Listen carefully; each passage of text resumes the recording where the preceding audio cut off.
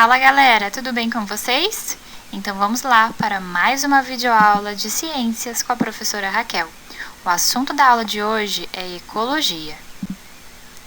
As cadeias alimentares, elas formam uma sequência de seres vivos que se alimentam uns dos outros a fim de obter a energia necessária para toda e qualquer atividade. Observem a imagem. A planta realizou fotossíntese e foi capaz de produzir seu próprio alimento. Em seguida, o gafanhoto se alimenta dela e o sapo se alimenta do gafanhoto. A cadeia alimentar é, portanto, a transferência de energia através do alimento. Dizemos que o alimento passa de um nível trófico a outro. A energia dos alimentos é transferida de um nível para o outro. Cada ser vivo é essencial para a cadeia alimentar, e a eliminação de um desses organismos no ecossistema pode levar ao desequilíbrio ambiental, afetando toda a cadeia. Nas cadeias alimentares, observamos a relação de alimentação existente entre os diferentes seres vivos de um ecossistema. A posição que cada ser vivo ocupa nessa cadeia recebe o nome de nível trófico. Produtores, consumidores e decompositores são os diferentes níveis tróficos observados nesse esquema. Dizemos então que o alimento passa de um nível trófico a outro. Cada organismo ocupa uma posição diferente de acordo com seus hábitos alimentares na cadeia.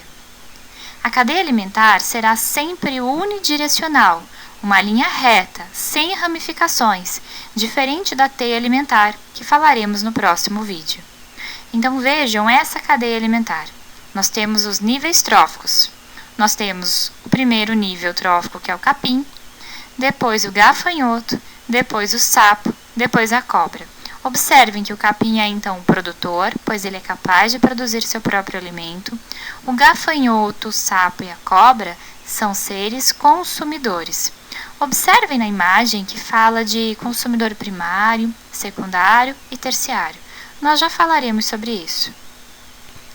Vamos agora entender melhor esses níveis tróficos. O primeiro deles, os produtores.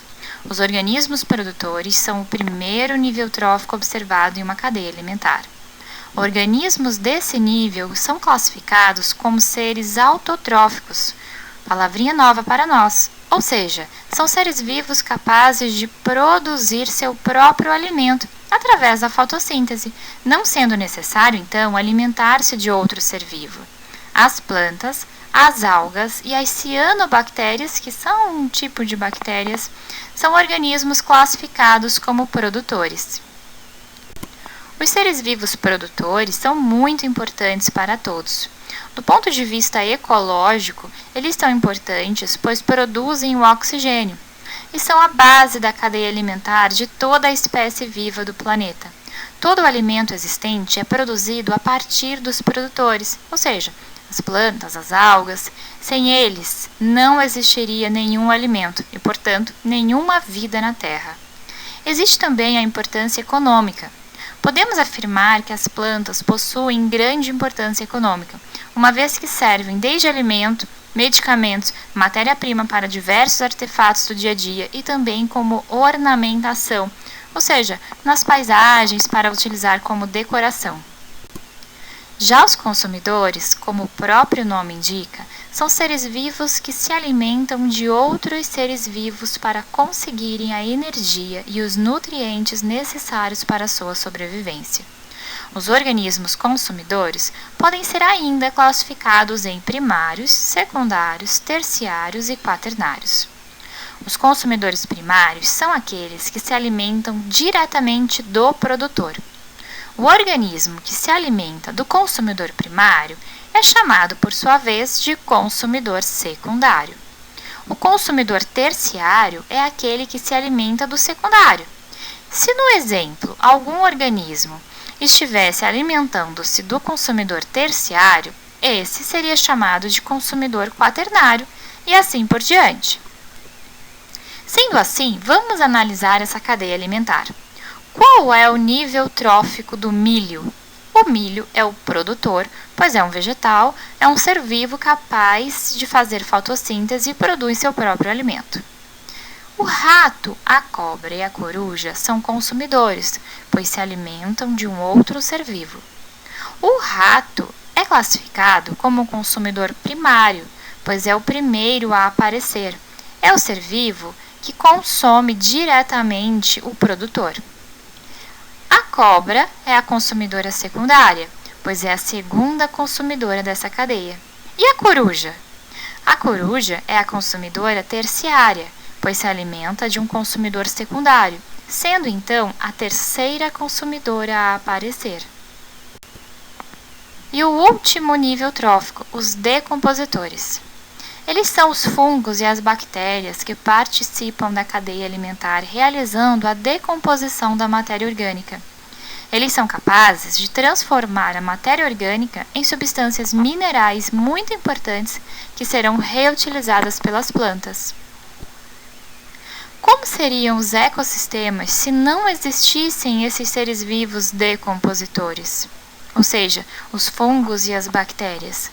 Os decompositores, eles reciclam a matéria orgânica dentro do ecossistema, ou seja, devolvem substâncias ao solo onde serão reutilizadas pelas plantas. Se não houvesse os seres decompositores, haveria um acúmulo de dejetos não aproveitáveis e faltaria o humus para as plantas. O humus, pessoal, é o nome dado à matéria orgânica decomposta pelos fungos e bactérias, ou seja, é um solo repleto de nutrientes. Agora eu quero que a gente preste atenção na posição das setas em uma cadeia alimentar. No primeiro momento, a gente observando essa cadeia, parece que o produtor vai se alimentar do consumidor primário e o consumidor primário vai se alimentar do consumidor secundário. Seria isso que a seta está nos indicando?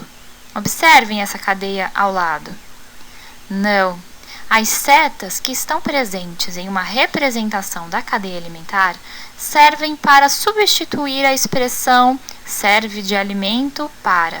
Sendo assim, o correto é colocar a seta em direção ao fluxo de energia e nutrientes, ou seja, o capim serve de alimento para o gafanhoto serve de alimento para o passarinho serve de alimento para a cobra e a cobra serve de alimento para a coruja. Então, as setas estão indicando o trajeto do fluxo de energia, do fluxo de nutrientes. Estou à disposição para qualquer dúvida. Nos vemos no próximo vídeo. Tchau!